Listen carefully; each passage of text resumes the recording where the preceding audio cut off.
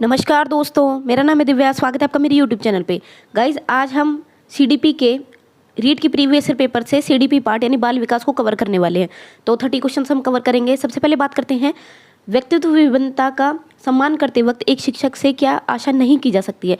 देखिए, सबसे पहले क्या लिखा हुआ नहीं, तो जहाँ पर नहीं है मैंने आपको बता रखा है अंडरलाइन कर लो, क्योंकि वहाँ पर जल्दी जल्दी में, क्योंकि एक तो टाइम कम होता है तो आपके ऊपर वैसे ही बहुत ज़्यादा बर्डन रहता है, तो वहाँ पर क्या होता है हम जल्दी जल्दी में गलती कर देते हैं। तो नहीं को पहले अंडरलाइन कर लेना है। व्यक्तित्व विभिन्नता से डायरेक्ट क्वेश्चन आ गया। व्यक्तित्व विभिन्नता का सम्मान करते वक्त एक शिक्षक से क्या आशा नहीं की जा सकती है, मतलब फर्स्ट योग्यता अनुसार समूह में विभक्त करना। तो देखिए, मैंने आपको बता रखा है कि सबसे पहले क्या होगा कि ग्रुप में तो उसको डिवाइड किया ही जाएगा। ठीक है, ध्यान रखिएगा। ग्रुप में ये मैंने आपको कल भी बताया था, अगर आपने रिवीजन वाली क्लास देखी है तो मैंने आपको बता दिया था कि कहीं भी जैसे सामान्य क्लास हो चाहे कैसी भी क्लास हो, उसमें वर्गीकरण को जरूर शामिल किया जाता है। ठीक है, क्योंकि वर्गीकरण को क्या माना जाता है, पॉजिटिव माना जाता है, तो वर्गीकरण को तो शामिल किया ही जाता है। तो योग्यता अनुसार समूह में व्यक्त करना, तो ये तो है ही है। बात करते हैं नेक्स्ट, पाठ्यचर्या को समायोजित करना। ठीक है, पाठ्यचर्या यानी जो कंसेप्ट वो पढ़ा रहा है उसको समायोजित करना, तो ये तो होता ही होता है, समायोजित तो करता ही है। ठीक है, तो ये भी है। बात करते हैं थर्ड, बच्चों को स्वाध्याय के लिए छोड़ देना, और फोर्थ है शिक्षण विधियों को समायोजित करना। तो देखो, शिक्षण विधियों को भी समायोजित किया जाता है। किसको नहीं समायोजित किया जाएगा कि बच्चों को स्वाध्याय के लिए छोड़ देना।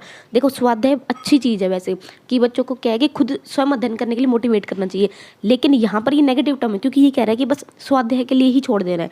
तो अगर स्वाध्याय के लिए खुद पढ़ने के लिए छोड़ देंगे तो टीचर का क्या रोल रह गया फिर, तो ये नेगेटिव है यहाँ पर।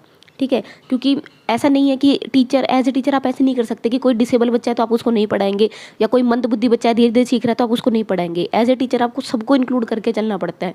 सामान्य को भी पढ़ाना पड़ेगा, प्रतिभाशाली को भी पढ़ाना पड़ेगा, सबको पढ़ाना पड़ेगा। तो ध्यान रखिएगा कि किस कॉन्टेक्स्ट में क्या सेंटेंस दिया जा रहा है। तो नहीं की जा सकती स्वाध्याय के लिए छोड़ देना, गलत है। हम किसी को छोड़ नहीं सकते, उसको स्वाध्याय के लिए प्रेरित किया जा सकता है। ध्यान रखिएगा, दोनों शब्दों में अंतर है। प्रेरित करना एक अलग चीज़ है, और बिल्कुल स्वाध्याय के लिए ही छोड़ देना ये एक अलग चीज़ है। तो कभी भी खाली स्वाध्याय के लिए छोड़ देना नहीं होता, फिर टीचर का क्या रोल रह जाएगा। ठीक है, तो ध्यान रखिएगा। बात करते हैं नेक्स्ट, यदि पूनम की कालानुक्रमिक आयु तथा मानसिक आयु 9 साल है और उसकी बुद्धि लब्धि का वर्ग हो सकता है, तो देखिए ये कहाँ से है, मैंने आपको बताया था टर्मन के स्टेजेस वाले से आ जाता है। तो ये सब मैंने आपको बुद्धि वाले में बता रखा है। अगर आपने सीडीपी के मोस्ट इंपोर्टेंट टॉपिक्स की वीडियो नहीं देखी है तो आप देख लेना। तो ये कह रहा है कि ठीक है, कालानुक्रमिक यानी उसकी सी यानी कालानुक्रमिक कह सकते हैं, या आप कह सकते हैं वास्तविक। ठीक है, दोनों एक ही बात होती है। कालानुक्रमिक कह सकते हैं, वास्तविक कह सकते हैं। कितनी है, 9 साल। और मानसिक आयु यानी मेंटल एज कितनी है, 9 साल। तो उसकी बुद्धि लब्धि क्या हो जाएगी। देखिए, यहाँ पर दो तरह से क्वेश्चन बनता है। एक बनेगा एग्जाम में बुद्धि लब्धि से, एक क्वेश्चन आ सकता है आपका आपके संवेगात्मक लब्धि से। ठीक है, इमोशनल से। एक आईक्यू से आता है और एक ईक्यू से आता है।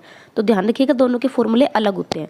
बात करते हैं, सबसे पहले यहाँ पर पूछा है आईक्यू की, तो आईक्यू कैसे निकाला जाएगा। देखिए, आईक्यू का फॉर्मूला है, बुद्धि लब्धि का फॉर्मूला है सीधा सीधा मानसिक आयु बटे वास्तविक आयु इंटू में 100। ठीक है, यानी MA/CA इंटू में 100। तो क्या करेंगे हम, देखिए मानसिक आयु कितनी है, 9, वास्तविक भी कितनी हो गई, 9, और इंटू में क्या हो गया, 100। 9 से 9 कट गया, 100 बच गया, 100 बच गया आपके पास। तो 100 क्या है। ठीक है, अब देखिए 100 वाला जो ग्रुप है वो कौन सा लगता है, तो 100 नंबर वाला किस में आ जाएगा, 100 बुद्धि लब्धि वाला 90 से 110 वाली में। टर्मन की टेबल को याद करिए, किस में आता है, 90 से 110 वाली में। अब 90 से 110 वाला ग्रुप कौन सा होता है, ये होता है औसत बच्चों का ग्रुप। ठीक है, किसका होता है, ये औसत बच्चों का ग्रुप। तो यहाँ पर क्या हो जाएगा, ऑप्शन देख लेते हैं, उत्कृष्ट, औसत, प्रतिभाशाली और औसत से कम। तो क्या आंसर हो जाएगा, औसत, एवरेज बच्चा है। ये इस क्वेश्चन को इस तरह से भी दिया जा सकता है आपके एग्जाम में कि अगर सपोज किसी बच्चे की आयु, उसकी मानसिक आयु, ठीक है, उसकी मानसिक आयु और उसकी वास्तविक आयु या कालानुक्रमिक आयु दोनों समान हैं। ठीक है, नंबर नहीं देगा, वहाँ देगा कि मानसिक आयु और वास्तविक आयु समान है, तो तब उसकी बुद्धि लब्धि का स्तर क्या होगा। तो ध्यान रखिएगा, जहाँ पर मानसिक आयु और वास्तविक आयु समान हो जाती है वहाँ पर क्या होता है, उसका 100 बनेगा हमेशा। क्योंकि यहाँ पे आप कुछ भी कंसिडर कर लो भाई, 2 यहाँ पे रख लो, 10 यहाँ भी रख लो 10, या यहाँ पे रख लो 50 यहाँ भी 50, ये मतलब यहाँ पे रख लो 5 यहाँ भी रख लो 5। ठीक है, कुछ भी नंबर रख लो, तो वहाँ पर हमेशा क्या होती है, औसत बनती है। 100 बनता है और औसत बनती है, याद रखिएगा। तो कई बार इस तरह से क्वेश्चन आ जाता है एग्जाम में। निम्नलिखित में से कौन से स्वलीनता के लक्षण हैं। स्वलीनता क्या होता है? स्वलीनता होता है जो अपने में ही खोया रहता है, ठीक है। स्वलीनता ध्यान रखिएगा, ये डिसऑर्डर से ही है। तो स्वलीनता क्या होता है? जो अपने में, स्व और लीन यानी अपने में खोया रहने वाला, अपने आप में खोने वाला। तो देखा है ना, अपने कई बार पढ़ाते, टीचर पढ़ाता रहता है और बच्चे कई बार अपने आप में ही, मतलब उनके माइंड में अपना आप ही कुछ चलता रहता है, अपना आप ही कुछ सोचते रहते हैं। तो उस तरह के बच्चे, तो इनके लक्षण क्या है? पहला, कमजोर सामाजिक व्यवहार। तो ये तो होता ही होता है, क्योंकि इस तरह से क्या है कि वो समाज, सोसाइटी के और बच्चों से तो जुड़ते ही नहीं है। तो उनका क्या है कि अपने आप में खोए रहते हैं, तो उससे एक तो उनका सोशल बिहेवियर खराब हो जाता है, कमजोर रहता है। दूसरा, रूढ़िबद्ध व्यवहार बिल्कुल सही है, क्योंकि एरोगेंस बहुत ज़्यादा होती है। जितना जो बच्चा है वो समाज में जुड़ता है उतना ही हम्बल बनता है, ठीक है। तो रूढ़िबद्ध व्यवहार भी नहीं है। नेक्स्ट, कमजोर संप्रेषण, ये भी होता है क्योंकि वो ज़्यादा किसी से बातचीत नहीं करते। तो उपरोक्त सभी हो जाएगा, तो ये ध्यान रखिएगा। बात करते हैं नेक्स्ट। तो गाइज यहाँ पर एक डिसऑर्डर से क्वेश्चन है, तो हर बार मैंने आपको बता रखा है ये बात मोस्ट इंपॉर्टेंट में, कि डिसऑर्डर से ज़रूर क्वेश्चन आता है, ठीक है। चाहे अब आप उसमें डिस्ग्राफिया वाले डिसऑर्डर लगा लीजिए, चाहे तो डिस्ग्राफिया हो गया, ADHD हो गया, ठीक है। डिसलेक्सिया से बहुत पूछा जाता है, तो डिस्कैलकुलिया मैथ से रिलेटेड हो गया। तो इस तरह से उनसे पूछा जाता है। ADHD से भी कई बार पूछ लिया जाता है, अवधान में कमी क्या होता है, ठीक है। इस तरह से कई बार स्वालीनता से भी पूछ लिया जाता है। तो ये कुछ सेलेक्टेड है और इनको जरूर पढ़ के जाना है। डिजीज जरूर आएगी एक क्वेश्चन। तो अगर आपने अभी भी नहीं तैयार किया तब भी आपके पास 5 दिन है, तैयार कर सकते हैं। बात करते हैं नेक्स्ट बात करते हैं, मात्रात्मक व्यक्तित्व क्षमता रूपी प्रक्रिया को क्या कहा जाता है, ठीक है। मात्रात्मक व्यक्तिगत क्षमता रूपी प्रक्रिया को क्या कहा जाता है? क्या क्या कह रहा है? मात्रात्मक यानी नंबर कह लो, अंक कह लो, ठीक है। तो विकास, अब मैंने आपको उस दिन पहले भी रिवीजन कराए थे जब स्टार्टिंग में, तभी बता दिया था कि वृद्धि और विकास जो है क्या है। वृद्धि और विकास में ये डिफरेंस होता है। विकास हमेशा क्या होता है, विकास को आप देख नहीं सकते, गुणात्मक है। जैसे आप किसी का बिहेवियर अच्छा है, ठीक है, किसी का बिहेवियर अच्छा है तो क्या आप उसको देख सकते हो? नहीं। ये चीज़ें आपको नंबर में तो काउंट नहीं कर सकते ना आप उसको, तो ये ध्यान रखिएगा। तो विकास नहीं होगा। नेक्स्ट, वृद्धि, हाँ ग्रोथ हो सकता है, क्योंकि ग्रोथ में क्या होता है, जैसे किसी का वेट बढ़ गया, ठीक है, तो आप देख सकते हैं कि भाई आपका पिछले मंथ वेट 50 किलो था, अब 55 किलो हो गया, तो आपको क्लियर, आप उसको मेजर कर सकते हो कि भाई 5 किलो बढ़ गया। या किसी की हाइट पहले 5 फुट 1 इंच थी, अब 5 फुट 3 इंच हो गई, तो क्लियर देख सकते हो कि भाई 2 इंच हाइट बढ़ गई है। इस तरह से तो जिस चीज़ को आप मेज़र कर सकते हो, मापन कर सकते हो, नंबर में काउंट कर सकते हो, वो चीज़ें किस में आती हैं? ग्रोथ के अंदर आती हैं, ठीक है, वृद्धि के अंदर आती हैं, वृद्धि के अंदर आती हैं। तो ये क्या हो जाएगा आपका? वृद्धि। बात करते हैं नेक्स्ट क्वेश्चन की। बात करते हैं गाइज नेक्स्ट क्वेश्चन की। तो किशोरावस्था में एक बच्चे के उचित विकास हेतु माता पिता और शिक्षक निम्नलिखित कार्य कर सकते हैं। क्या कह रहा है ये? कि किशोर अवस्था में, देखो स्पेशली एज दी है इन्होंने, तो मैंने आपको बता रखा है कि एज से 101% क्वेश्चन आएगा। एज कैसे? जो भी स्टेजेस आती हैं आपकी, ठीक है, शैशवावस्था, बाल्यावस्था, किशोर अवस्था और प्रौढ़ावस्था, तो उससे तो आता ही नहीं। किशोर से आता है, बाल्यावस्था से आ सकता है और शैशवावस्था, ये तीनों डिटेल में पढ़नी होती हैं। तो कई बार इनके निकनेम आ जाते हैं, जैसे खिलौनों की आयु किसको कहा जाता है, या कह सकते हैं कि कल्पना की आयु किसको कहा जाता है, मेहनत परिश्रम की आयु किसको कहा जाता है, ठीक है, मूर्त विचारों की अवस्था किसको कहा जाता है, अमूर्त विचारों की अवस्था किसको कहा जाता है। तो इस तरह से क्वेश्चन आते हैं। स्कूल की अवस्था किसको कहा जाता है, तो इस तरह से क्वेश्चन आ जाते हैं। तो यहाँ पर पूछा किशोर अवस्था में एक बच्चे के विकास के लिए टीचर और पेरेंट क्या कर सकते हैं। पहला, लिंग शिक्षा का उचित ज्ञान देना, बिल्कुल सही है। नेक्स्ट, उचित वातावरण प्रदान करना, ये भी सही है। परामर्श और मार्गदर्शन की सेवा की व्यवस्था करना, ये भी सही है। और ऊपर लिखित, तो यहाँ पर चारों ही ऑप्शन हो जाएंगे, ठीक है। तो क्या हो जाएगा? 4 ऑप्शन हो जाएंगे। तो एक स्टेज जरूर आएगा, ये सेलेक्टेड है, ये कोई नया चीज़ नहीं आई है, ये सेलेक्टेड है। तो ध्यान रखिएगा। एक क्वेश्चन आपका वृद्धि विकास से आना है, एक आता है उसके सिद्धांत से, जैसे प्रोक्सिमो डिजिटल सिफोडोलिकल, ये मैंने बता रखा है। 2 क्वेश्चन। तीसरा नंबर क्वेश्चन आता है आपका कि वृद्धि और विकास में जो स्टेजेस लगते हैं, जैसे शैशवावस्था, बाल्यावस्था, तो उसकी अवस्थाओं से एक क्वेश्चन आएगा, ठीक है। इस तरह से 3 क्वेश्चन ये सेलेक्टेड होते हैं, और बाकी जो सिद्धांत होते हैं छोटे छोटे, उनमें से क्वेश्चन आ जाता है 1 लाइनर फैक्ट के रूप में, या डायरेक्ट इनडायरेक्ट क्वेश्चन वहाँ से आ जाते हैं। बात करते हैं तो क्रियात्मक शोध, ये सेलेक्टेड है। क्रियात्मक शोध RTE 2009, ठीक है, RTE 2009, NCF 2005, NCF 2005, और ये मूल्यांकन पे मैंने कल एक पूरा रिवीजन करा दिया था, एक यूनिट में सारा कंप्लीट बता रखा है, तो वहाँ से हो जाएगा। तो ये सेलेक्टेड, और एक क्रियात्मक शोध, ये चारों सेलेक्टेड है। क्रियात्मक अनुसंधान और मौलिक अनुसंधान में अंतर, तो ये सब बातें मैंने आपको CDP के रिवीजन में बताई हुई है। तो मोस्ट इंपॉर्टेंट टॉपिक वाले वीडियो नहीं भी देखे तो देख लेना। नेक्स्ट क्या है, निम्नलिखित में से क्रियात्मक शोध से संबंधित नहीं है, क्या चीज़ नहीं है पूछ रहा है। तो सबसे पहले यही ध्यान रखना है कि क्या पूछ रहा है, नहीं है पूछ रहा है, क्रियात्मक शोध से संबंधित नहीं है, क्रियात्मक शोध से संबंधित नहीं है। तो पहला, क्रियात्मक शोध सिद्धांत निर्माण में सहायता करता है। देखिए ये क्या है, ये गलत है। मैंने आपको कई बार बता रखा है कि क्रियात्मक शोध क्या है, क्रियात्मक शोध सिर्फ स्कूल से रिलेटेड होता है और स्कूल में जो भी प्रॉब्लम्स होती हैं, ठीक है, उनका इंस्टेंट सॉल्यूशन है। कोई भी प्रॉब्लम आ गई विद्यालय के अंदर तो उसका इंस्टेंट सॉल्यूशन यानी तुरंत, तात्कालिक रूप से तुरंत उसका सॉल्यूशन कर देना, उस समस्या का तुरंत हल कर देना, ये किसका है, क्रियात्मक अनुसंधान का पार्ट है। ठीक है। और मौलिक अनुसंधान क्या होता है, मौलिक अनुसंधान में नए नए नियम बनाए जाते हैं, नई नई खोज की जाती है। ठीक है, ज़्यादा बहुत स्पेशल जो लोग होते हैं वो जुड़े होते हैं, जैसे विशेषज्ञ वगैरह द्वारा मौलिक अनुसंधान होता है। ठीक है, लेकिन क्रियात्मक अनुसंधान में क्या होता है, टीचर स्टूडेंट यही उसका पार्ट होते हैं, तो वो खुद ही जो भी डेली लाइफ में जो भी प्रॉब्लम आ रही है यानी व्यवहारिक प्रॉब्लम्स जो आती है उनका तुरंत सॉल्यूशन कर लेते हैं। तो ये है क्रियात्मक अनुसंधान। तो बात करते हैं कौन सा संबंधित नहीं है, तो सिद्धांत निर्माण ये सबसे ही गलत है, यही गलत है। ठीक है, तो यही आंसर हो जाएगा। बात करें नेक्स्ट, ये व्यवहारिक समस्या के समाधान में हेल्प करता है, बिल्कुल सही है। जो भी डेली लाइफ में स्कूल के अंदर प्रॉब्लम चल रही होती है उनका डेली सोल्यूशन किया जाता है। त्वरित चिंतात्मक, तो त्वरित तो जहाँ आ गया बिल्कुल सही है, क्योंकि इंस्टेंट तुरंत किसी भी समस्या का तुरंत सॉल्यूशन कर देता है। विद्यालय से जुड़ी कोई भी समस्या उसका तुरंत सॉल्यूशन क्रियात्मक अनुसंधान है। वह रचनात्मक प्रक्रिया देता है, जैसे उद्देश्य और प्रणाली में खुला परिवर्तन, ये भी बिल्कुल सही है। कि क्या है, स्कूल के अंदर जो भी प्रणाली, जैसे उन्होंने अभी सपोज कोई किसी एक सिस्टम को उन्होंने रेडी किया हुआ है, ठीक है, एक मैनेजमेंट एक सिस्टम है उसके थ्रू वो पढ़ा रहे हैं। अब लग रहा है कि इसके अंदर कुछ प्रॉब्लम है तो वो उसका तुरंत उसको चेंज कर देंगे। ठीक है, उसके अंदर तुरंत चेंज कर देते हैं, टीचर और जो प्रिंसिपल वगैरह सब मिलके उसका तुरंत सॉल्यूशन कर देते हैं। तो यही क्या है, उसको तुरंत चेंज कर देते हैं, तो यही इसका पार्ट है। तो इसमें क्या हो जाएगा कि सिद्धांत निर्माण ये जरूर आता है, बार बार आता है, इसलिए ध्यान रखिएगा कि कभी भी क्रियात्मक शोध के अंदर कोई भी सिद्धांत का निर्माण नहीं किया जा सकता, ये मौलिक अनुसंधान में होता है। बात करते हैं नेक्स्ट, एक शिक्षक अपनी कक्षा में थॉर्नडाइक के सिद्धांत को लागू करने जा रहा है, निम्नलिखित में से क्या टीचर को लागू नहीं करना चाहिए। बार बार नहीं वाले क्वेश्चन है, कम से कम 7 से 8 क्वेश्चन आपके नहीं वाले मिलेंगे, तो नहीं वाले को तो पहले अंडरलाइन कर लो। तो क्या नहीं करना चाहिए, थॉर्नडाइक के अकॉर्डिंग पूछ रहा है ये। बच्चों को तैयार किया जाना चाहिए और उन्हें कार्य सीखने हेतु सही रूप से प्रेरित करना चाहिए।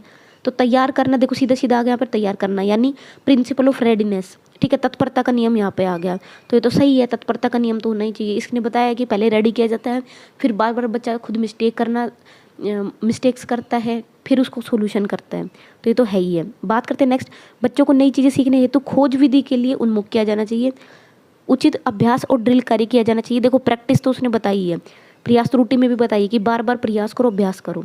ठीक है, ड्रिल कार्य भी किया जाना चाहिए, तो ये भी सही है और पहले वाला भी सही था। जहाँ तक हो सके शिक्षक को पुरस्कार का उपयोग सही रूप में करने की कोशिश करनी चाहिए, ये भी सही है, क्योंकि इसने प्रभाव का नियम बता रखा है कि अगर उसको प्रभाव यानी कि उसको कुछ ऑफर मिलता है, उसको कुछ पॉजिटिविटी दिखती है, तभी कोई स्टूडेंट उस काम को करने के लिए तैयार होता है। तो पुरस्कार भी उसने अच्छे रूप में बताई, ये बाह्य अभिप्रेरणा है, लेकिन पुरस्कार को उसने पॉजिटिव बताया कि अगर उसको कोई भी अच्छा प्रभाव, किसी चीज़ का उपयोग का नियम या प्रभाव का नियम में बताया कि अगर उसको कुछ उसका पॉजिटिव रिजल्ट दिखता है तो वो उसके लिए ज़रूर काम करता है। तो इसमें क्या आंसर नहीं होगा कि नई चीज़ें है तो खोज विधि। देखो खोज विधि थॉर्नडाइक का पार्ट नहीं है, खोज विधि नहीं बताई उसने, सिंपल बताया कि तत्परता होना चाहिए, फिर बार बार उसके लिए प्रैक्टिस की जानी चाहिए। स्टूडेंट बार बार प्रयास करता है, फिर गलती मतलब बार बार प्रैक्टिस करेगा, अभ्यास करेगा, और फिर बाद में उस पर क्या होगा कि उसका उपयोग का नियम बताया था कि उसको अगर कोई चीज़ पॉजिटिव लगती है उसके लिए मोटिवेट होता है तो वो उस काम को करता है। बात करते हैं नेक्स्ट क्वेश्चन की। तो बात करते हैं 8th क्वेश्चन की। तो गाइज अपने मार्क्स को जरूर चेक करते जाइएगा, आप कितने कितने क्वेश्चन आप सही कर पा रहे हैं, कौन कौन सा टॉपिक है जो गलत हो रहा है, तो उसको आप अलग से मेंशन करके किसी नोटबुक में लिख सकते हैं और फिर उस टॉपिक को बार बार रिवाइज करिए। बात करते हैं नेक्स्ट, बाल्यावस्था के दौरान अपने तथा दूसरों की नज़रिए में फ़र्क करने की अयोग्यता। ठीक है, कह रहे हैं बाल्यावस्था के दौरान अपने और दूसरों के नज़रिए में फ़र्क करने की अयोग्यता, जहाँ पर डिफरेंस नहीं कर पा रहा। ठीक है, दूसरों के नज़रिए में, दूसरों के दृष्टिकोण में और अपने दृष्टिकोण में। तो सेंट्रिसिज्म, अब इसके देखिए दोनों नाम आपको याद रखने हैं, इसका जो दूसरा नाम है यानी इंग्लिश नेम है वो भी जान रखना है, क्योंकि कई बार क्या होता है केंद्र स्तर ना देके डायरेक्ट सेंट्रिसिज्म दे देता है, तो आपको पता होना चाहिए भाई सेंट्रिसिज्म है क्या, तो इसलिए इसका जो इंग्लिश नेम है वो जरूर ध्यान रखना है आपको। नेक्स्ट है ईगोसेंट्रिसिज्म यानी आत्म केंद्र, नेक्स्ट है इसमें एनिमिज्म और लास्ट है कोई नहीं। तो देखिए अपने और दूसरों की नज़र में फ़र्क करने की योग्यता, इसको क्या अयोग्यता यानी क्या है कि वो दूसरे के और अपनी नज़र में दृष्टिकोण में डिफरेंस नहीं कर पाता, वो मानता है कि जो उसने कर दिया वही सही है, ठीक है। इसको बोलते हैं ईगोसेंट्रिसिज्म, यानी वो मानता है कि उसने जो भी डिसीजन लिया है, ठीक है, जो भी उसने डिसीजन लिया है वही सही है। तो ये क्या है, ईगोसेंट्रिसिज्म है। और एनिमिज्म क्या होता है, एनिमिज्म में होता है जिसमें दूसरों को सजीव मानता है, जैसे वो मानता है कि भाई हाँ पेड़ पौधों में भी जीवन होता है, और वो मानता है कि जैसे एनिमल्स में भी लाइफ होती है, जीवन होता है। तो जिस भी चीज़ को सजीव मानता है उसको क्या कह देते हैं, एनिमिज्म कह देते हैं, ठीक है। तो याद रखें ना। नेक्स्ट बात करते हैं, तो यहाँ पर क्या हो जाएगा, ईगोसेंट्रिसिज्म यानी अपने और दूसरों के उसमें डिफरेंस नहीं कर पाता है, खुद की बात को सही मानता है। नेक्स्ट है जब कोई बारंबार अपनी कमजोरी से निकलने में असफल होता है और कुछ प्रवीणता हासिल करता है, या साधारण अधीनता या उत्कर्ष को ज़्यादा बल होने लगता है। ऊपरी लिखित तथ्य को किसने हीन भावना कहा है, तो हीन भावना किसने कहा है, पहला इसमें युंग, दूसरा फ्रायड, तीसरा हार्नी और नेक्स्ट है एडलर। तो ये कहाँ से आया है, ये व्यक्तित्व के प्रकार से आया है। व्यक्तित्व के प्रकार वाली एक वीडियो मैंने बनाई थी जिसमें छोट ट्रिक से बता दिया था आपको कि कौन किसके टाइप के अंदर आता है, तो उसको कैसे याद करना है। तो अगर आपने नहीं भी देखी तो आप देख लेना। तो पहला युंग, फिर फ्रायड, फिर हार्नी और फिर एडलर। तो क्या आंसर हो जाएगा इसका, हीन भावना। हीन भावना किसने बताया था, एडलर ने बताया था। डायरेक्ट सीधा सीधा निकल जाए अगर आपने पढ़ा है तो। हीन भावना का जिक्र किसने किया था, एडलर ने। एडलर ने क्या बताया था कि एक तो उसके अंदर हीन भावना होती है और एक होती है उसके अंदर पॉजिटिव दृष्टिकोण यानी कि सकारात्मक दृष्टिकोण होता है, ठीक है। तो दोनों अलग अलग होती है। तो लास्ट हीन भावना एडलर ने बताई थी। बात करते हैं नेक्स्ट। तो इसने किसके ऊपर बल दिया था, आपको याद होगा तो मैंने उसमें बताया था एडे लाइफस्टाइल, एक ट्रिक बताई थी मैंने कि कैसे याद रखना है, एडलर को कैसे याद रखना है, एडे लाइफस्टाइल। एडे लाइफस्टाइल, एडे लाइफस्टाइल मतलब, एडे लाइफस्टाइल का मतलब क्या है, एडलर ने क्या बताया था, लाइफस्टाइल। लाइफस्टाइल मतलब जीवन जीने का तरीका, कि हम अपने जीवन को कैसे जीते हैं। तो उसमें लास्ट क्या बताया था कि जीवन का जो आखिरी वो होता है वो क्या है कि हीन भावना मतलब मृत्यु तक पहुंचना होता है, ये बताया था उसमें। तो ये अगर ट्रिक वाली वीडियो नहीं देखी तो देख लेना। नेक्स्ट है अत्यंत निपुणता अधिगम पद्धति, किस पर बंडूरा और वाल्टर्स ने बल दिया है। देखो जहाँ भी बंडूरा आ जाएगा, बंडूरा ने सीधा सीधा क्या बताया था, ऑप्शन पढ़ते हैं, पुरस्कार और सजा, नेक्स्ट निरीक्षणात्मक अधिगम, अनुकरण, स्ववास्तविकरण और उपरोक्त में से कोई नहीं।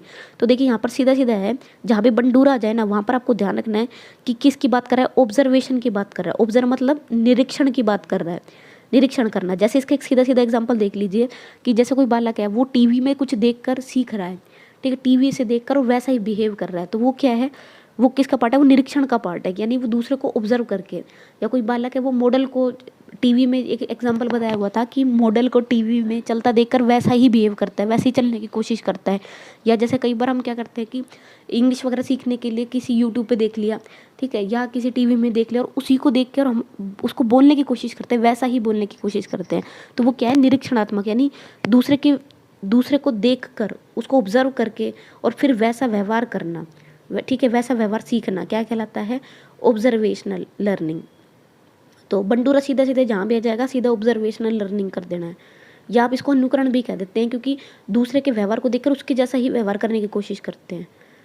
नेक्स्ट है शिक्षा के अधिकार अधिनियम के अंतर्गत निम्नलिखित में से क्या शिक्षक के कार्य नहीं माने गए हैं। पहला, पाठ्यक्रम को पूरा करना, तो शिक्षा का अधिकार अधिनियम मतलब आरटीए आ गया यहाँ पे। तो सेलेक्टेड क्वेश्चन अगर आपने नहीं भी पढ़े हैं तब भी आप जो मैंने सेलेक्टेड क्वेश्चन बताए हैं ना उन सेलेक्टेड टॉपिक्स को भी तैयार करेंगे तो आपके कम से कम 20 नंबर के आसपास तो कहीं भी नहीं गए, कहीं भी। अब भी आप 4 भी दिन रिवीजन करते हैं तब भी आप आराम से इतने मार्क्स निकाल ले जाएंगे, क्योंकि जो हार्ड टॉपिक्स आप उनको मत पढ़िए, जो इजी है उनको तो कम से कम रिवाइज करके जाइए कि वहाँ पे कोई गलती ना हो। तो बात करते हैं नेक्स्ट, शिक्षा के अधिकार अधिनियम में क्या बताया, एक टीचर के कार्य नहीं माने गए हैं। तो पहला हो जाएगा निश्चित समय में पाठ्यक्रम को पूरा कराना, ये तो होता ही है। व्यक्तिगत ट्यूशन में व्यस्त रखना बिल्कुल गलत है, कि इसमें माना जाता है कि भाई टीचर कभी भी अपने स्कूल के टाइमिंग के दौरान ट्यूशन नहीं पढ़ा सकता व्यक्तिगत रूप से, और ना ही वो बच्चों को कह सकता है कि भाई आप मेरे पास पर्सनली ट्यूशन लो, मतलब ठीक है। तो ये क्या है, इसको गलत माना गया आरटी के अंदर। तो ये हो गया। बात करते हैं नेक्स्ट क्वेश्चन की। तो फ्रायड की अनुशंसित व्यक्तित्व की बनावट के अनुसार निम्नलिखित में से कौन मूलभूत इच्छा के उठने के साथ ही तुरंत और अनैच्छिक रूप से, ठीक है। अनैच्छिक रूप से नैतिकता की अवहेलना करते हुए अपने आप को संतुष्ट करता है। देखिए यहाँ पर सीधा सीधा क्वेश्चन को पूरा एक बार अगर अच्छे से पढ़ गए तो आपको पता चल जाएगा क्या कह रहा है यहाँ पे कि मूलभूत इच्छा के उठने के साथ ही तुरंत और अनैच्छिक रूप से, अनैच्छिक मतलब जहाँ पर नियम को नहीं मानता है, ठीक है, नैतिकता की अवहेलना कर रहा है, यानी नैतिकता के अगेंस्ट, यानी नैतिकता को नहीं मानता। तो किसका है, सीधा सीधा पता चल जाएगा। नैतिकता को जो नहीं मानता वो कौन है, इड। इड क्या होता है, इड जो है वो जिद की प्रवृत्ति होती है, उसमें कोई भी नैतिक समाज के रूल वगैरह को, नैतिकता को कुछ नहीं मानता, तो वो होता है इड। देखिए तीनों को समझ लेते हैं छोटा छोटा, क्योंकि इसमें जो फ्रायड का जो प्रिंसिपल है ना सबसे ज़्यादा इंपॉर्टेंट है। 100% क्वेश्चन आता है यहाँ से हर बार। तो इड क्या है, देखिए इड होता है जिद की प्रवृत्ति, यानी जहाँ पर नैतिकता को नहीं मानता, कानून को, सामाजिक कानून को नहीं मानता, तो वो क्या होता है, जिद, यानी इड है वो, ठीक है, इड हो गया। दूसरा एक होता है ईगो। ईगो बोलते हैं अहम को, यानी जो सामान्य व्यक्ति होते हैं जैसे हम और आप, तो हम क्या है ईगो के अंदर विश्वास करते हैं, क्योंकि इसमें क्या है ये इड और ईगो, यानी इड और सुपर ईगो दोनों के बीच में बैलेंस रखता है, ठीक है। इड और सुपर ईगो के बीच में बैलेंस रखता है कि जैसे कई बार है तो क्या करता है, समाज के कानूनों के हिसाब से हम चलते हैं, हमारी इच्छाएं बहुत ज़्यादा होती है, लेकिन फिर भी हम उस गुस्सा आने पर उस तरह का व्यवहार नहीं कर सकते हैं, क्योंकि हम समाज के जो नैतिकता के जो नियम है, समाज के जो नियम हैं उनको मानते हैं। तो हम किस में हैं, हम आते हैं, मैक्सिमम लोग किस में आते हैं, जो मैक्सिमम लोग हैं वो ईगो के अंदर आते हैं। और सुपर ईगो क्या होता है, यानी ये देवता वगैरह जो होते हैं, ठीक है, या बहुत ज़्यादा कोई व्यक्ति ऐसा है जो बहुत ज़्यादा नैतिकता को बहुत ज़्यादा मानता है, ठीक है, कभी जिसको ईर्ष्या गुस्सा इस तरह की चीज़ें नहीं होती है, वो सुपर ईगो में आता है, नैतिकता को ऊपर रखता है। तो ये हो जाएगा इसका। तो ये क्या कह रहा है, लेकिन नैतिकता की अवहेलना, तो नैतिकता की अवहेलना किस में आ जाएगा, नैतिकता की अवहेलना आ जाता है इसमें इड में, तो ये ध्यान रखना है। नेक्स्ट बात करते हैं। तो गाइस ये साथ साथ आपका रिविजन भी होता जा रहा है यहाँ पर, तो क्वेश्चंस के थ्रू हम साथ साथ रिविजन भी करते जा रहे हैं। निम्नलिखित में से किस तकनीक के अंतर्गत एक बच्चा किसी चीज़ को हासिल करता है जिसके बाद में वो अपने इच्छुक चीज़ें, कार्य, लाभ में बदल सकता है, ठीक है। एक बच्चा किसी चीज़ को हासिल करता है जिसके बाद में वो अपनी इच्छुक कार्य, चीज़ें या लाभ में बदल सकता है, तो इसको क्या कहते हैं, इसको कहते हैं टोकन इकोनॉमी, ठीक है, टोकन इकोनॉमी। बात करते हैं नेक्स्ट क्वेश्चन की। समायोजन प्रक्रिया के दौरान विद्यार्थीगण बहुत से विरोधाभासी परिस्थितियों से गुजरते हैं। उदाहरण स्वरूप एक विद्यार्थी शिक्षक के सामने अपनी गलती को स्वीकार करना चाहता है, पर इसके द्वारा शिक्षक द्वारा दंडित होने का उसको डर रहता है।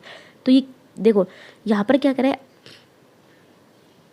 एक व्यक्ति शिक्षक के सामने अपनी गलती को स्वीकार करना चाहता है, तो स्वीकार करना चाहता है मतलब क्या है कि पॉजिटिव हो गया, ठीक है, उसने जो मिस्टेक किया उसको स्वीकार करना चाहता है, यानी सकारात्मक हो गया, ठीक है। अब वहीं पे दूसरा क्या है कि उसको दंडित होने का डर लग रहा है, तो ये कैसे हो गया, नेगेटिव, यानी नकारात्मक। वो सोच रहा है कि अगर मैं एक्सेप्ट तो कर लूँगा अपनी मिस्टेक को, लेकिन उसके बाद उसको टीचर का भी डर लग रहा है, तो एक सकारात्मक और एक नकारात्मक है, तो इसको क्या कहते हैं, पद्धति। देखिए पद्धति होता है जहाँ पे दोनों सिचुएशन पॉजिटिव हो, ठीक है, यानी ये भी सकारात्मक, पहली सिचुएशन भी सकारात्मक हो और दूसरी भी सकारात्मक हो, तो ये तो नहीं है। नेक्स्ट है वर्जन, तो इसमें क्या कह रहा है, ये होते दोनों नेगेटिव, यानी ये भी नकारात्मक और दूसरी भी नकारात्मक।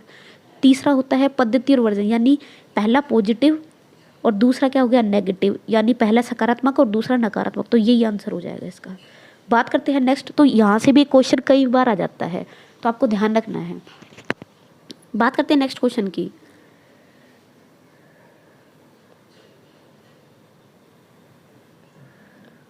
नेक्स्ट क्वेश्चन है, एक 5 वर्ष के बच्चे में दूसरों के प्रति प्रतिक्रिया और संप्रेषण में कमी है तथा असामान्य व्यवहार को बारंबार करता रहता है।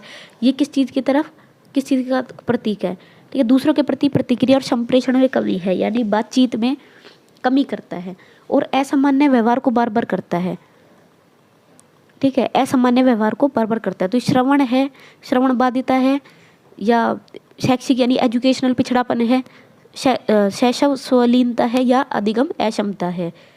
तो ये क्या हो जाएगा, देखो अभी मैंने आपको बताया था कि इसमें क्या होता है, संप्रेषण, जहाँ पे संप्रेषण में कमी मिल जाए, यानी दूसरों से बातचीत में इंटरेस्ट नहीं ले रहा है, तो वहाँ पर क्या हो जाएगा, सीधी बात, वहाँ पे क्या हो जाएगा, स्वलीनता हो जाएगा, यानी अपने आप में खोए रहना। तो इस तरह के लोगों में क्या होता है, तो समाज के लोगों से जुड़ने में कमी आती है, और दूसरा संप्रेषण में भी कमी है, बातचीत नहीं कर सकता दूसरों से, तो ये क्या हो गया, शैशव स्वलीनता है। बात करते हैं नेक्स्ट क्वेश्चन की। किशोरावस्था की एक ऐसी आदत जिसमें खुद को भूखे रखने की प्रवृत्ति होती है, और यह ज़्यादातर बालिकाओं में पाई जाती है। इस तरह की स्टेज को क्या कहा जाता है, एनोरेक्सिया नर्वोसा। देखिए इंग्लिश नेम आ गया। नेक्स्ट है इसमें ट्रेमेंस, नेक्स्ट है सोलीनता और नेक्स्ट है डाउन सिंड्रोम। तो यानी भूखे रहने की प्रवृत्ति, कई बार बता रखा है मैंने आपको, भूखे रहने की प्रवृत्ति यानी अपने आप को पतला रखना, सीधा से ये समझ लीजिए, पतला रखने की प्रवृत्ति, इसको कहते हैं अनेक्सिया नर्वोसा, ठीक है। और बहुत ज़्यादा खाते रहना, बार बार खाते रहना, उसको क्या कहते हैं, बुलिमिया नर्वोसा, ठीक है। बुलिमिया यानी मोटापा जो होता है वो होता है बुलिमिया नर्वोसा। और भूखे रहने का जो प्रवृत्ति होती है वो होती है एनोरेक्सिया नर्वोसा। तो ये ध्यान रखना है। नेक्स्ट क्वेश्चन है, तो इससे भी कई बार क्वेश्चन आ जाता है, निम्नलिखित में से कौन सा शब्द दूरदर्शिता के लिए दिया गया है। दूरदर्शिता, तो ऑप्टिक एट्रोफी, एस्ट्रोगेमेटिक्स, हाइप्रोफिया और रिफ्रैक्शन, ठीक है। तो इसमें क्या है, देखिए लास्ट में इसमें क्या था, दूरदर्शिता के लिए दिया गया है। तो इसमें ये 2-3 ऑप्शन सही है, तो इसका क्या हो जाएगा, इसमें बोनस दिया गया था आपको एग्जाम में, ठीक है, क्योंकि इसमें 2-3 ऑप्शन सही है। बात करते हैं नेक्स्ट 18th क्वेश्चन की, सीखने का व्यवहारिक सिद्धांत किसके द्वारा दिया, तो थॉर्नडाइक भी आ जाएगा, गार्डनर, कोहलर, हल और टोलमैन। तो इसमें भी यहाँ पर आंसर बन गए, तो ये भी व्यवहारवाद से जुड़े हुए हैं, तो इसमें भी क्या है आपका बोनस है, ठीक है। कई बार आंसर में ऐसे मिस्टेक हो जाती है। बात करते हैं नेक्स्ट, निम्नलिखित में से कौन सी संस्था नियमावली और कार्यक्रम का विकलांगता पुनर्वास भारत में क्रियान्वयन करता है। देखिए ये कई बार क्वेश्चन आ जाता है आपका विकलांगता से यानी डिसेबिलिटी से, तो ये कौन से व्यक्तिगत विभिन्नता वाले से ही है, ठीक है। तो इसमें हम क्या पढ़ते हैं, विकलांगता पुनर्वास यानी उनको रिहेबिटेट करना है, मतलब उनको रहने, जो विकलांग व्यक्ति होते हैं उनके रहने की व्यवस्था करना, ठीक है। तो उनके हॉस्टल एक तरह से आप कह सकते हैं। तो ये क्या है, राष्ट्रीय अध्यापक शिक्षा परिषद नहीं, ये तो क्या है कि अध्यापक वगैरह से जुड़ी हुई चीज़ें करता है। ये है नेक्स्ट राष्ट्रीय शैक्षिक योजना और प्रशासन, ये भी नहीं है। राष्ट्रीय शैक्षिक अनुसंधान और प्रशिक्षण परिषद, ये तो आपका एनसीईआरटी होगा, ये भी नहीं, ये तो बुक्स वगैरह की व्यवस्था करता है, ठीक है। नेक्स्ट है इसमें भारतीय पुनर्वास परिषद, तो ये है भारतीय पुनर्वास परिषद, क्योंकि ये क्या करता है, पुनर्वास मतलब रिहेबिटेट करना, मतलब उनको रहने की उनके लिए सुविधा का व्यवस्था करना, तो ये भारतीय पुनर्वास परिषद आ जाएगा। बात करते हैं नेक्स्ट, एक विशेष स्तर पर बच्चे मौलिक तर्क का इस्तेमाल करना शुरू कर देते हैं तथा सभी प्रकार के प्रश्नों का जवाब देना चाहते हैं। प्याजे ने इसे अंतर्ज्ञान कहा है। तो प्याजे, देखो प्याजे मैंने आपको बता रखा है, प्याजे, कोलबर्ग, वाइगोत्स्की, एरिक एरिक्सन, ये मोस्ट इम्पोर्टेंट है, तो ये ध्यान रखना है आपको। और एक फ्रायड भी बहुत आता है, ठीक है। एक विशेष स्तर पर बच्चे मौलिक तर्क का इस्तेमाल करना शुरू कर देते हैं तथा सभी प्रकार के प्रश्नों का जवाब देना चाहते हैं, इसे अंतर्ज्ञान कहा गया है। तो ये कौन सी स्टेज के अंदर होता है, साकार संचालन, पूर्व संचालन, औपचारिक, यानी कि यहाँ पर क्या कह रहा है कि ये प्री ऑपरेशनल स्टेजेस की बात कर रहा है। तो यहाँ पर क्या हो जाएगा, देखिए अंतर्ज्ञान कहाँ पर आता है, अंतर्ज्ञान की अगर हम बात करते हैं यानी जो खुद से उसका मोटिवेशन है, खुद से वो जवाब देना चाह रहा है, ठीक है, खुद से वो प्रेरित है, तो उसको हम क्या कहते हैं,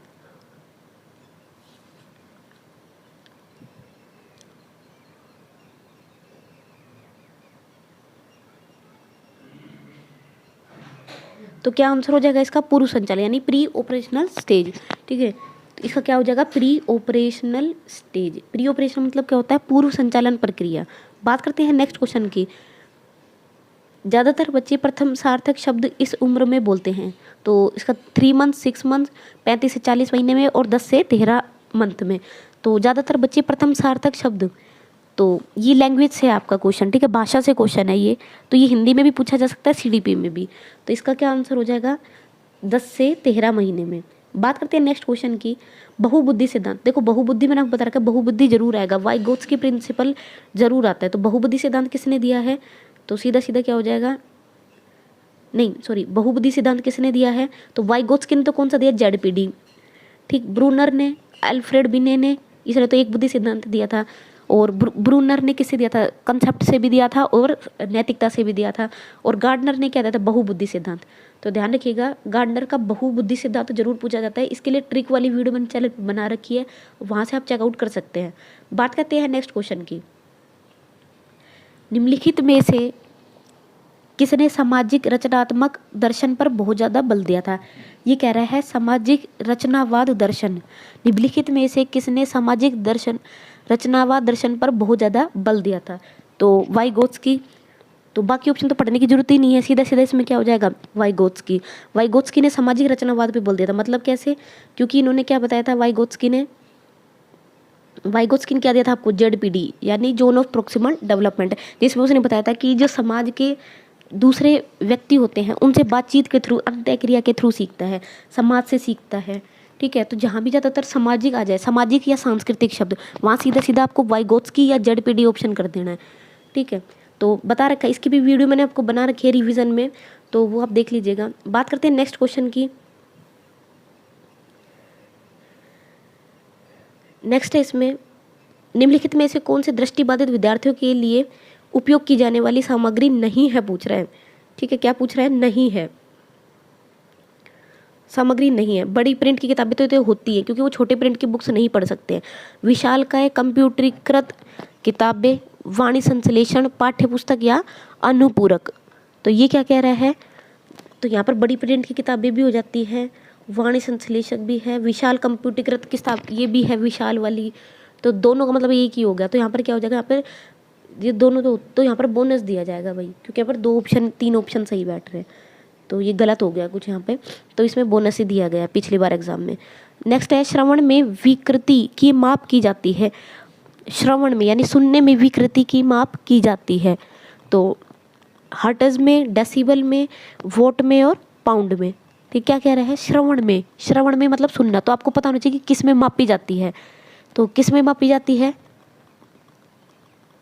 तो ये डेसिबल में। देखो मैंने आपको बता रखा है, श्रवण वाला किस में हो जाएगा, ये हो जाता है डेसिबल में, तो ये आपने उसमें याद कर लिया होगा, श्रवण कौशल वाले में भी बता रखा है कि किस में मापी जाती है, डेसिबल, डेसिबल। बात करते हैं नेक्स्ट, निम्नलिखित में से कौन सा सूक्ष्म चलन कौशल का उदाहरण है। देखिए सूक्ष्म का कौशल से जरूर आता है, यानी जिसमें छोटी छोटी पेशियों से जुड़ी ही चीजें होती है, तो चढ़ना, कूदना, दौड़ना और लिखना, यानी जो छोटी छोटी पेशियों से सूक्ष्म कह रहा है, सूक्ष्म संचालन। तो दौड़ना कूदना तो किस में आ जाता है, दौड़ना कूदना तो आ जाता है जो आपकी मतलब सूक्ष्म नहीं होती है, वृद्ध होती है। ठीक है, तो चलन कौशल तो ये सारे ही हैं, यानी जिसमें चलना फिरना आ जाता है, लेकिन ये सूक्ष्म नहीं, सूक्ष्म होता है छोटी छोटी गतिविधियाँ, छोटी छोटी पेशियों से जुड़ी हुई चीज़ें। तो चढ़ना कूदना तो व्रत में आ जाती है। ठीक है, और दौड़ना भी व्रत में आ जाती है। लिखना जो है वो किससे रिलेटेड है, वो आपकी छोटी पेशियों से रिलेटेड होता है, सूक्ष्म चलन कौशल से रिलेटेड होता है।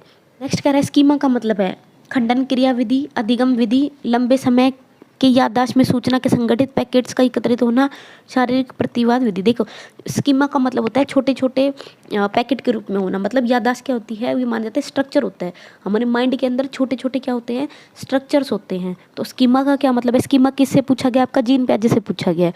तो स्कीमा क्या होता है, स्कीमा का मतलब खंडन क्रिया विधि, अधिगम विधि, लंबे समय की याददाश्त में सूचना के संगठित पैकेट का एकत्रित होना, तो यही आंसर हो जाएगा। बात करते नेक्स्ट, सूचना प्रक्रमण सिद्धांत बुद्धि को निम्नलिखित आधारभूत कौशलों में विभक्त करने के लिए जाने जाते हैं। सूचना प्रकरण की बात कर रहा है, जिसे लोग सूचना प्राप्त करने, प्रक्रमण करने, तर्क देकर समस्या समाधान के लिए यूज करते हैं। तो कौन से सिद्धांत का प्रतिपादन हेतु इसको श्रेष्ठ माना जाता है। ठीक है, तो ब्रूनर, जीन प्याजे, गिलफोर्ड और स्टर्नबर्ग। तो आपको ये पता होना चाहिए भाई सूचना प्रकरण किससे जुड़ा हुआ था। तो सूचना प्रकरण में सिद्धांत किसने दिया था, स्टर्नबर्ग ने। कई पिछली बार भी मॉडल पेपर में मैंने आपको कराया है। ठीक है, अभी लगभग 10-15 दिन पहले मॉडल पेपर पे मैंने वीडियो बनाई थी, उसमें बताया था कि इसका क्या होता है, सूचना प्रक्रमण सिद्धांत किसने दिया था, सीधा सीधा स्टर्नबर्ग ने। बात करते हैं नेक्स्ट, आईक्यू का स्तर में शिक्षणीय वर्ग को रखा जाता है। 70 से नीचे शिक्षणीय मतलब जिसको पढ़ाया जा सकता है, तो 70 से 90, 30 से 50, 50 से 70 और 50 से नीचे। तो देखिए जिसको पढ़ाया जा सकता है, शिक्षण किया जा सकता है, टीचिंग की जा सकती है जिसके साथ, तो क्या हो जाएगा 70 से 90। इसके देखो 70 से नीचे वालों को तो फिर पढ़ाने में बहुत दिक्कत रहती है, क्योंकि मंद बुद्धि, जड़ बुद्धि सारे बच्चे आ जाते हैं। तो पढ़ाने वाला जो होता है वो 70 से 90 वाला हो जाता है। नेक्स्ट है, अनुवांशिकता की इकाई है क्रोमोसोम। तो ये तो बिल्कुल ईजी सा क्वेश्चन है, अनुवांशिकता से क्वेश्चन आएगा, ये मैंने आपको हर बार बता रखा है।